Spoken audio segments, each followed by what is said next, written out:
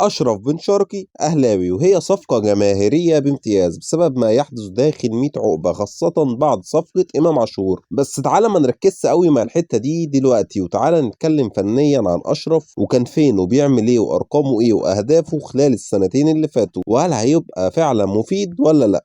اولا رقميا اشرف الموسم دوت لاعب 16 ماتش. 16 ماتش دول يا برنس سجل فيهم 4 اهداف وكمان صنع 5، يعني 9 مساهمات تهديفيه في 16 ماتش، وهو رقم كويس جدا. ولكن هل صاحب ال 30 عام هو ده الوقت المناسب لضمه للنادي الاهلي، ولا كان من بدري من سنتين كده؟ تعالى نتكلم اكتر عن الموضوع ده. صاحب ال30 عام يعني هتستفاد منه سنتين 3 وشكرا، لكنه على المستوى الفني فهو لعيب فنيا لا غنى عنه. هداف سريع مهاري مرعب للمدافعين، تقدر تستخدمه في كذا مركز سواء جناح شمال، جناح يمين، مهاجم صريح، وكمان مهاجم تاني. ودي من ميزات أشرف، غير طبعا الغليان اللي هيحصل في الشارع الزملكاوي لدرجة انهم داخلين عاملين نفسهم جمهور الريان وبيقولوا لا للاستغناء عن أشرف بن شرقي. ما علينا، تعال نتفرج ونحلل مع بعض كام هدف لأشرف الموسم ده مع الريان القطري. بس قبل الاجوال تعالى استمتع معايا بالاسيست ده اللي احلى من اي جوال. الحقيقه حاجه كده من بتوع دي بروين، وكمان بالرجل الاضعف رجله الشمال بيعمل عرضيه قطريه بالمقاس والمليمتر يا حبيبي، بالمليمتر المهاجم بطريقه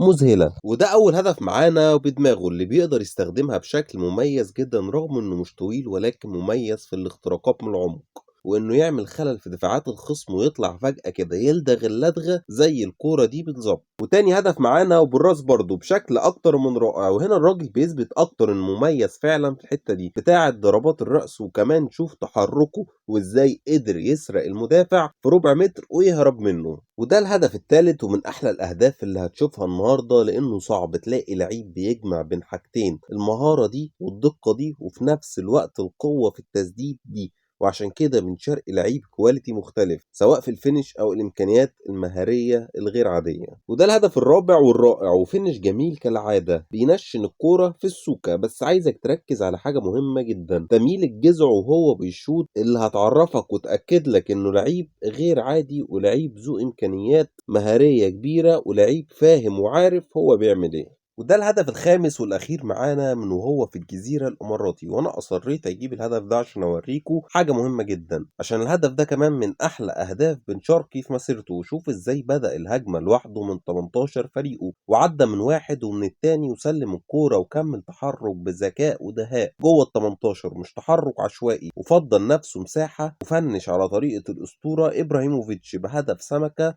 في المقص فوق لا تصد ولا ترد. من وجهة نظري صفقة أشرف بن شرقي من أهم صفقات الأهلي الفترة دي. ليه؟ لأنه لعيب هيفيدك سنتين 3 لقدام، وهو في عز مجده أو عز إن هو بيدي كورة وعنده 30 سنة، عز النضج الكروي، الخبرة، القوة البدنية برضه. يمكن مش هيفيدك بعد سنتين 3، بس دلوقتي هو هيفيدك. غير الغليان اللي بيحصل في الشارع الزملكاوي بسبب صفقة أشرف بن شرقي، هم نفسهم مش مصدقين نفسهم، والثنائية اللي هيعملها هو وإمام عاشور، وكمان زيزو لما يجي في السكة. لو عجبك الفيديو ما تنساش تعمل لايك وفولو وشير وسبسكرايب لقناة اليوتيوب وبس.